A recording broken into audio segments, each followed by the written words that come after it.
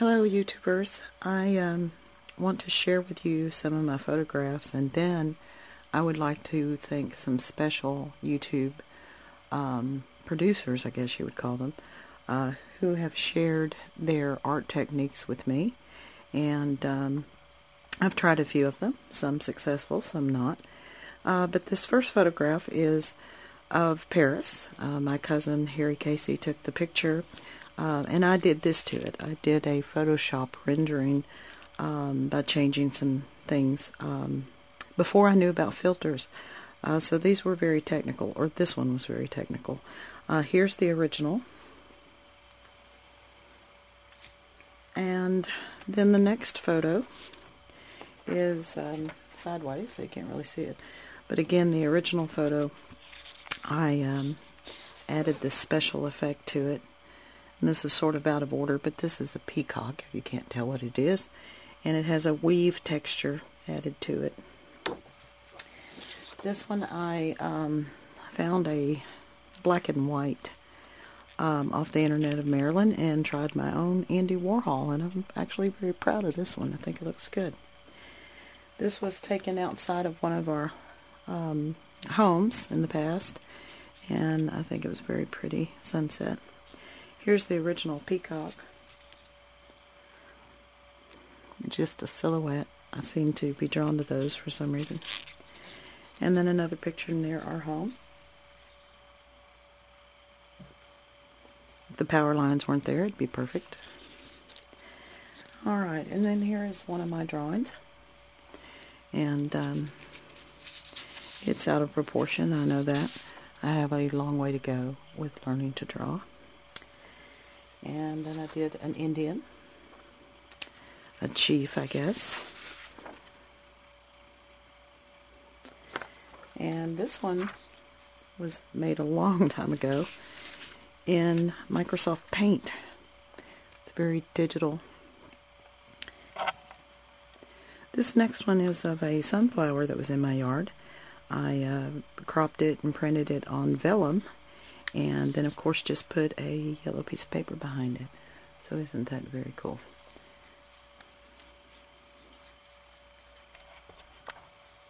Okay, here's one of my cat that I actually took and then altered in Photoshop. I don't know if you can get a real good look at the detail in that or not. The next is a photograph, actually image captures from video from two people on YouTube, Kevin Baird from Temple of Gaia and Bob Hickman from Spirit Channel, that took a trip to Nashville, and these were images I got from their videos, and then I created a collage with those. This is my handsome son in a costume for a play that he was in, and I added this Andy Warhol background to it. Sadly, I can't remember how I did that because it's been a while. And then here's a stencil that I created from a photograph of another YouTuber. His name is Davis Fontaines. Alrighty. I have a list of people that I want to thank for being teachers, so I'm going to go get that list, and all the stuff that I'm about to show you here is stuff I attempted after watching their videos. There you go. Anyway, I tried this a couple of different times and want to try it again.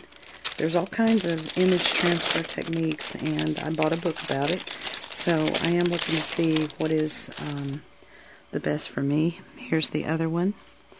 This is actually of a Methodist church, I've been told, in Japan, that was actually destroyed sometime in 1940. Where I'm getting these pictures are 1945. Is from old photographs from when one of my uncles was in the service back then. So anyway, I have a lot of those, and I'll show those to y'all someday. Then there is the Collage Goddess, and she works with fiber paste, and what's neat about fiber paste is that it is like a gesso sort of that you can spread out and let dry, and you can even run it through a printer. I do have some paper there. And what I did, that I believe she talks about, is that I used one of these things that you usually put clay on, and I spread the paste on there and then peeled it off. Of course it tore because I couldn't wait for it to dry.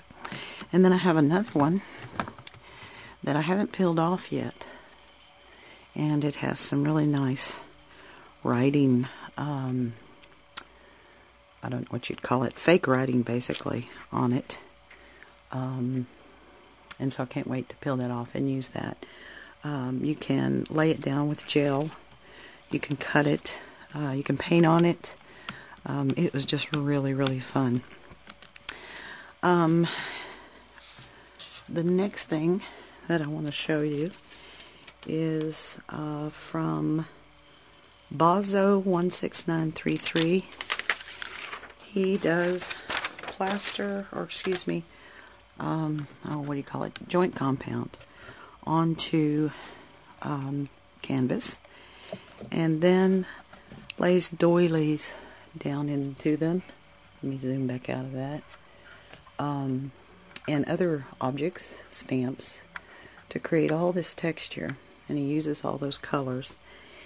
And he puts gloss in between, or some sort of polymer gloss in between each layer, and rubs off color for each layer of paint so that some of the other colors from previous layers show up. Anyway, I just thought that was really fun, and I really, really enjoyed that one. And I did another one. I know that's kind of glary, and so it's not giving you a really good picture, but it was really, really fun. Maybe next time I'll take a picture that doesn't have the gloss on the top coat yet. And I also added, I don't know if you can see that, I added one of my image transfers. And that is a university in Japan back in the 1940s. So I have a lot of these cool pictures to play with. Then I tried laying some gel medium over a stencil. And I think I like gesso better.